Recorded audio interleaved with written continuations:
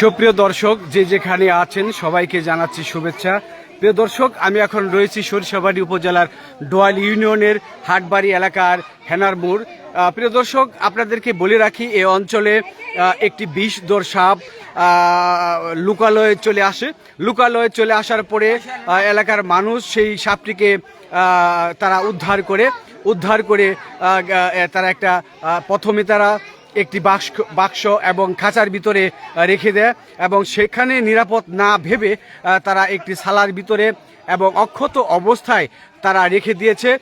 তারা বন বিভাগের সাথে যোগাযোগ করেছে যে এই বন বিভাগের কর্তৃপক্ষ তারা এখানে এসে এই বিষধর সাপকে তারা যেন নিয়ে যায়, এটি বারবার তারা চেষ্টা করছে।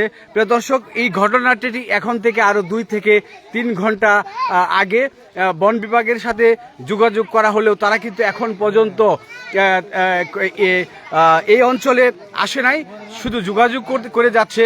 প্রিয় দর্শক, এই যে বিষধর সাপকে এই এলাকার মানুষ ধরে একটি গাছের সাথে রেখে দিয়েছে, সালার ভিতরে রেখে দিয়েছে। এখনও সেই সাপটি জীবিত রয়েছে।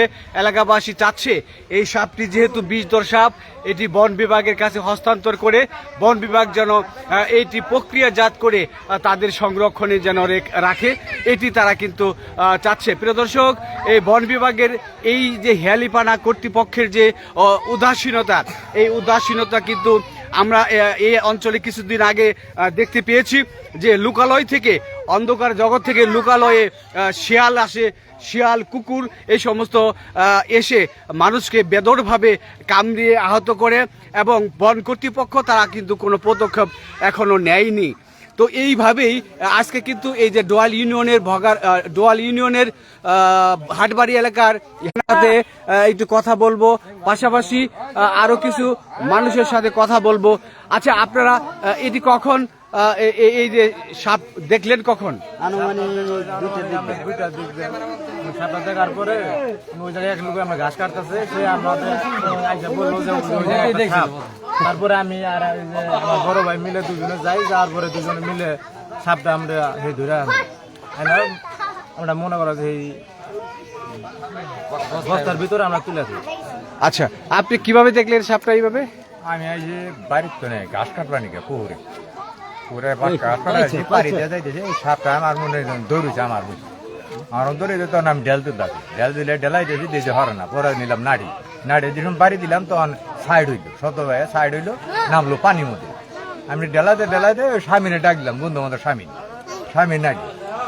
না হেরা বাদে মরে খবর দিয়ে হেরা বাদে মনে গেল ধরা লাগে। প্রিয় দর্শক, এই সাপকে দেখার জন্য এই অঞ্চলে উৎসুক জনতা কিন্তু ভিড় করেছে এবং দিন যতই গড়িয়ে সন্ধ্যা অবনীত হচ্ছে ততই কিন্তু এই এলাকার মানুষের ভিতরে একটি আতঙ্ক বিরাজ করছে। কারণ এই সাপের হয়তো তার জোড়া রয়েছে, সেই জোড়াটি লোকালয়ে এসে মানুষকে আক্রমণ করতে পারে, মানুষ যেন এসে এই সাপের আক্রমণ থেকে যেন রক্ষা পায়, সেটি কিন্তু সরকারের বিভিন্ন সরকারের বিভিন্ন কর্তৃপক্ষকে তারা কিন্তু বারবার চেষ্টা করতেছে যোগাযোগ করার জন্য, কিন্তু কর্তৃপক্ষ সেটি কিন্তু কর্ণপাত করছে না। আপনাদের দেখাই যদি রাখি, এই যে এইভাবে একটি বিষধর সাপ তারা ধরে এই যে সালার ভিতরে ঝুলিয়ে রেখেছে। ঝুলিয়ে রাখার কারণটা হলো যেন ওই সাপ যেন আর কাউকে যেন আক্রমণ না করতে পারে এবং ক্ষতি না করতে পারে, এইভাবে তারা কিন্তু এই সাপটিকে ঝুলিয়ে রেখেছে। বস্তার ভিতরে তুলে এখনো জীবিত সাপটি রয়েছে। তারা এই অঞ্চলের মানুষ সাপটিকে বন বিভাগের কাছে ধরে দেওয়ার জন্য কিন্তু তারা চেষ্টা করছে, কিন্তু বন বিভাগ কর্তৃপক্ষ কিন্তু তারা এখানে আর এখনো আসেনি। আপনার সাথে একটু কথা বলি, আপনি তো ওই সাপ ধরছেন, আচ্ছা আপনি এটা কিভাবে ধরলেন, কিভাবে দেখলেন একটু শুনতে চাই। মানে একজনের দেখে নিয়ে গেছে আঙুলে নিয়ে সাপ বলেছে, বিরাট বড় সাপ, পরে নাটি টেনে নেয় না, পরে হাতে ধরন হয়েছে। আচ্ছা, হাতে ধরে বস্তা তুলছে, প্রথমেই বস্তা তুলছেন, পরে আর খাজা করছে, খাজা ভেঙে বেরিয়ে বললো কেন ভাই। আচ্ছা, পরে আবার ধরলাম, ধরে আবার বস্তা জোড়া আছে, জোড়াটার ভাই রেখে কিন্তু আইতে ঘুরবো এতে তো ধরেন ভাই লাইভে কথা বলতেছি তো। আছে এটা তো মাইকে সাপ মর্দাটা তো আছে এটা আইতে খুঁজবো উড়ে দিলে উড়ে তাতে মানুষ ব্যক্তি মেরে হারবো ঠিকই আচ্ছা সাপের কি খাওয়াইছে আপনার কোন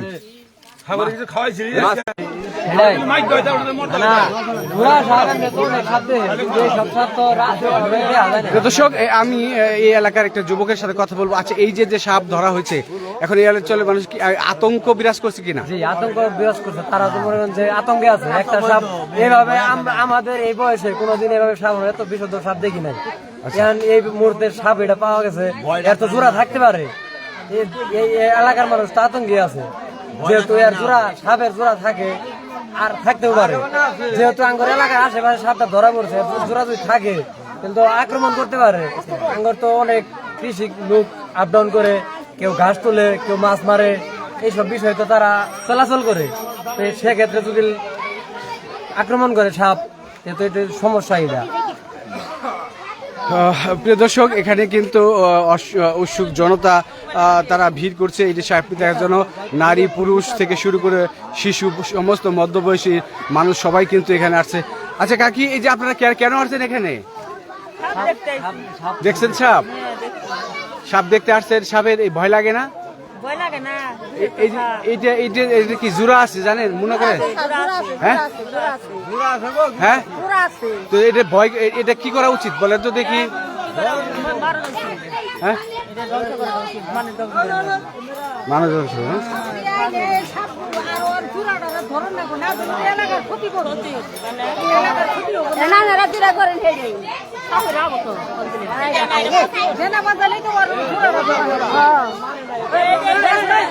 এই মুড়ের মধ্যে যদি আহে তাহলে তো মুড়ের মানুষ আতঙ্ক হয়ে মরে যাবে।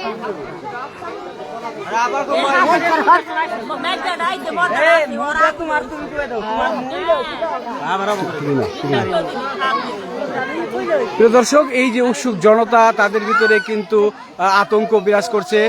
সময় যত ঘনিয়ে আসতেছে, সন্ধ্যা যত ঘনিয়ে আসতেছে, এই অঞ্চলের মানুষের ভিতরে কিন্তু একটা আতঙ্ক বিরাজ করছে। কারণ তারা কিন্তু এই যে বিষধর সাপের আক্রমণ থেকে কিন্তু তারা রক্ষা চাচ্ছে। তারা তো আমি একটু কথা বলবো এই অঞ্চলে আরেকজন ভাইয়ের সাথে, যিনি সর্বক্ষণই এখানে রয়েছে নিরাপত্তার কাজে, এবং এই সাপটিকে যেন কেউ না মারতে পারে এবং এলাকাবাসী যেন ভয়ভীতির ঊর্ধ্বে থেকে স্বাভাবিক থাকে।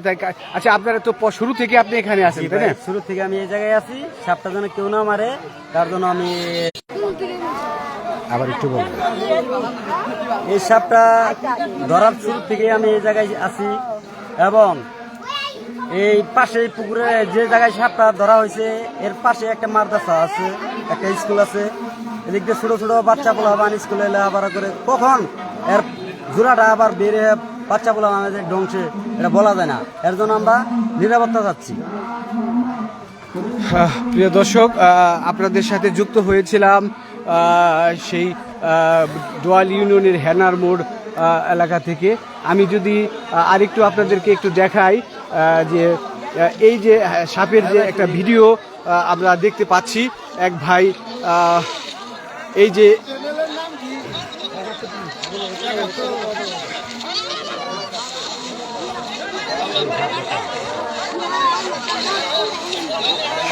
শুরু থেকে তাই না দেন শুরু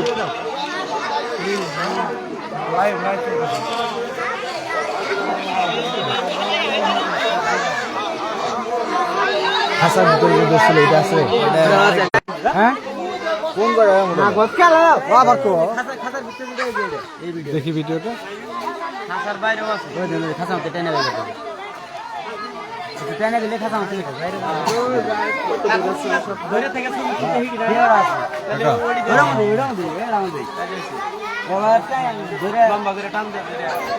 প্রিয় দর্শক আপনাদের যদি দেখাই, এই যে সাপটি আরেকটি ভিডিওতে ধারণ করা হয়েছিল। এই যে অনেকটা বড় বিষধর সাপ।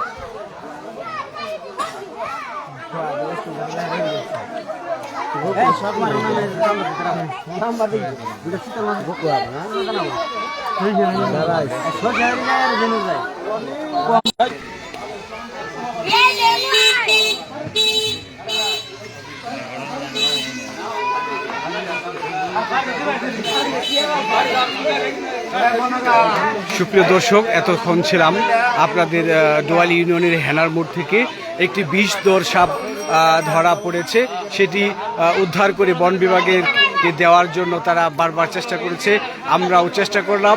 যারা এই ভিডিওটি দেখলেন তারা অবশ্যই দ্রুততম সময়ে শেয়ার করবেন জনস্বার্থে, যেন কর্তৃপক্ষ এটি যেন তারা তাদের কাছে নিতে পারে, এটি তুলে ধরার জন্য সবার দৃষ্টি আকর্ষণ করছি। প্রিয় দর্শক, সবাইকে শুভেচ্ছা জানিয়ে আমার এই ভিডিও আপনাদের মাঝ থেকে বিদায় নিচ্ছি। সবাইকে আল্লাহ হাফেজ, আসসালামু আলাইকুম।